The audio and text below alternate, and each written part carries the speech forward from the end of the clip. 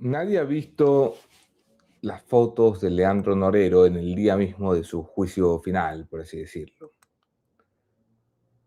Hasta hoy, durante muchos meses, he vuelto a esa espantosa fotografía que siempre he considerado impublicable.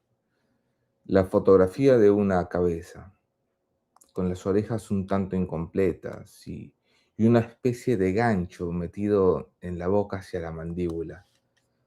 Si se la ve con detenimiento, es difícil decir con ciencia cierta si es él. ¿Se parece? Sí, se parece. Pero es poco cierto que se lo pueda identificar. ¿Por qué nunca se hizo pública? ¿Te lo has preguntado? Cada vez que muere uno de los grandes capos, siempre se hace pública la fotografía de su muerte. Pasó con, sin duda, todos ellos. La fotografía que tengo en mi poder fue tomada por un equipo de la Policía Nacional que entró en la escena poco después de que pasara lo que se supone que sabemos que pasó. La versión de los hechos que tenemos de momento ha venido casi toda del mundo criminal. La historia aseguraba que Leandro Norero fue llamado al pabellón donde lo terminarían.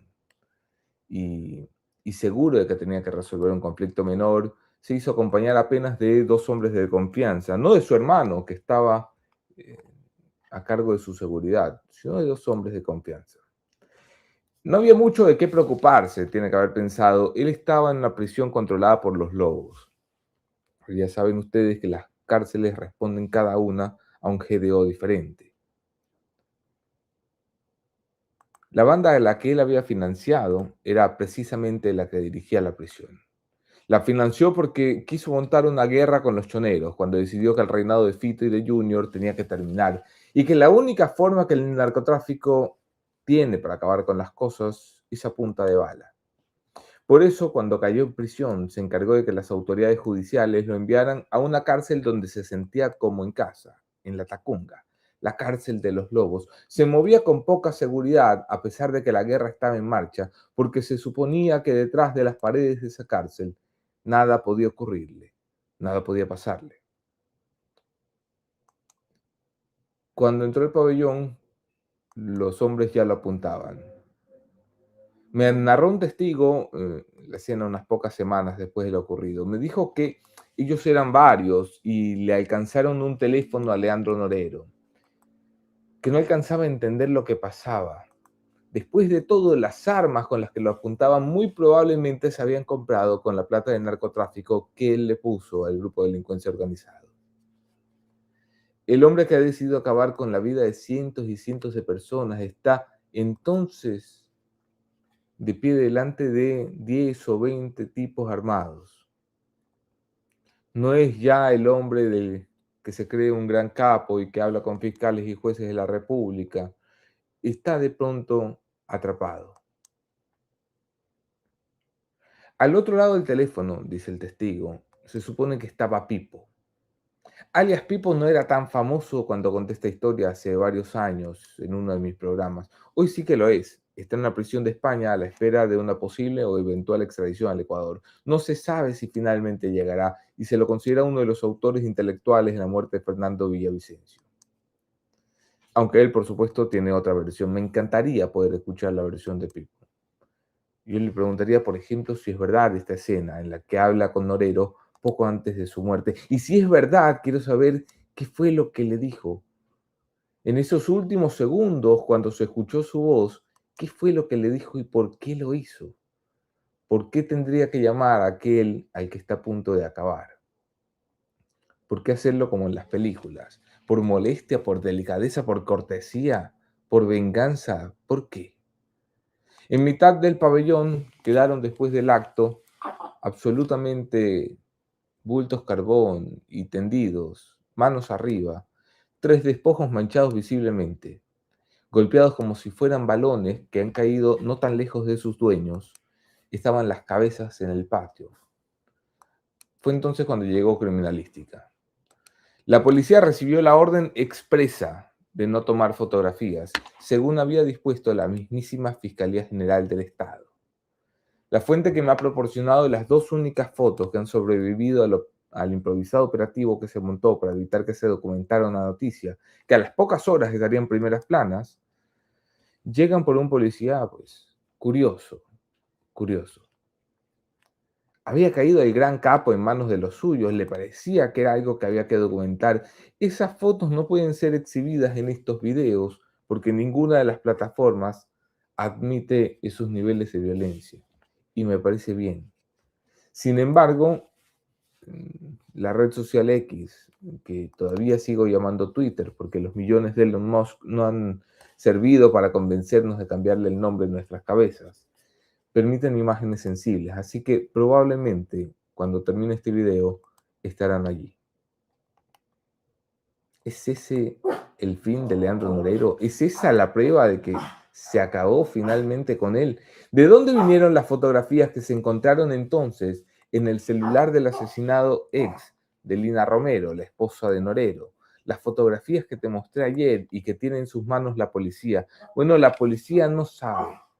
Durante meses han sospechado, soñado con que tienen la nueva cara de Leandro Norero, con que han descubierto cómo se ve el capo después de alguna operación, escondido tal vez, no muy lejos del Ecuador. De hecho, no es una sola fotografía, esta fue la que te mostré ayer, pero es que hay muchas más, incluso un video donde el tipo barbado baila para la cámara.